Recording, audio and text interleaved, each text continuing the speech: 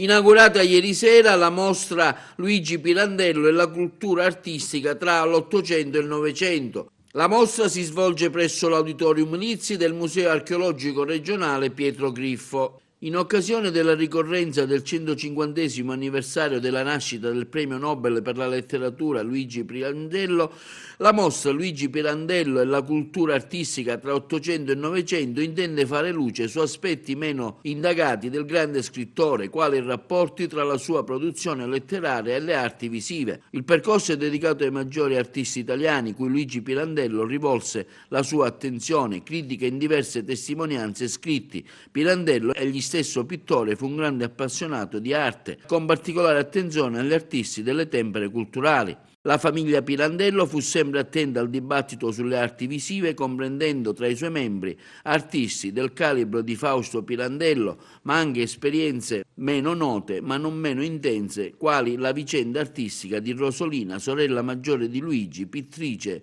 precoce e prolifica. Non è una mostra solo su Pirandello, sulla famiglia, ma anche su artisti fra 800 e 900 che hanno avuto rapporti o di amicizia o di affinità culturale o percorsi di vita comune, oppure perché le loro opere oggetto di critica d'arte da parte di Luigi Pirandello, che appunto scrive sul Giornale di Sicilia recensioni sulle mostre, e quindi con artisti sia italiani che siciliani.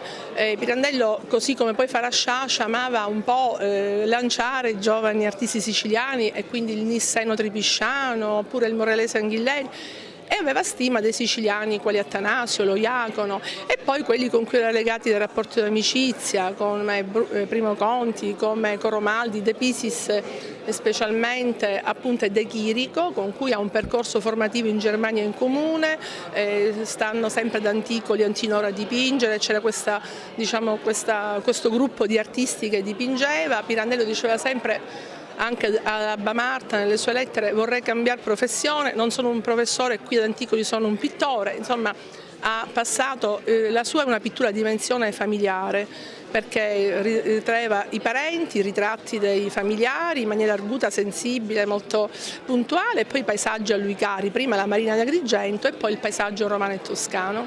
Ho visto ci sono anche le opere di Rutelli, del nonno del... Rutelli, sì.